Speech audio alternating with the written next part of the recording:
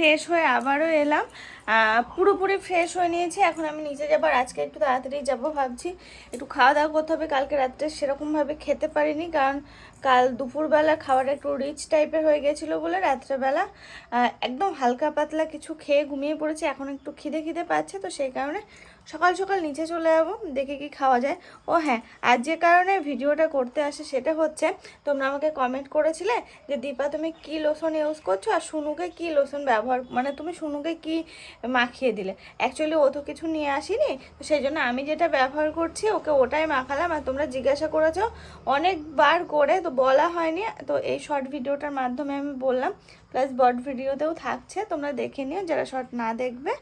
আর actually আমি এই লোশনটা প্রায় 8 বছর, 7-8 বছর আমি ওখানে বলেছি। বৌদির বিয়ে হয়েছে 8 বছর, 8 বছর আগের থেকে আমি এটা ব্যবহার করছি।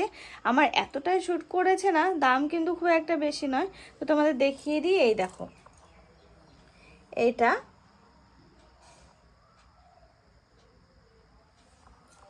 দেখেছো, এটাই আমি প্রায় অতদিন ধরে ব্যবহার করি, তো তোমরা কিন্তু মাখতে পারো।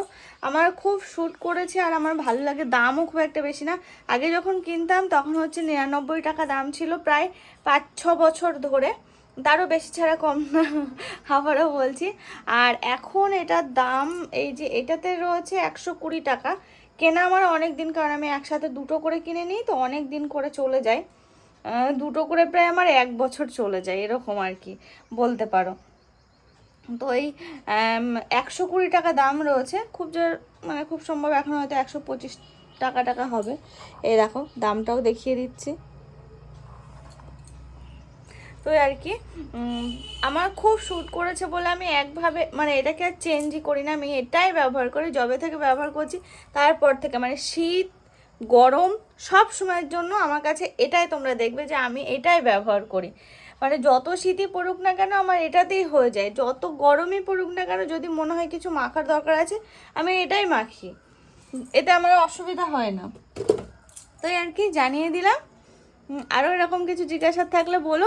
হ্যাঁ, আর আমার এই যে নতুন জীবনে বলতে পারো, এটা তো নতুন জীবন, নতুন লাইফ, তো এতে তোমাদের যদি কোনো অ্যাডভাইস থাকে অবশ্যই জানিও। দেখো প্রথমবার মা হতে চলেছি, তো আমি কিছুই জানি না, অনেক কিছু তোমাদের থেকেও শেখার আছে, গুরুজন সবার কাছ থেকে আমি শিখতে চাই বা জানতে চাই। আমার যদি কোনো ভুল ত্রুটি বা কোনো কিছুতে কোনো কিছু খামতি থেকে যায় তোমরা অবশ্যই আমাকে জানিও, আমি কিন্তু কমেন্টের অপেক্ষায় থাকলাম।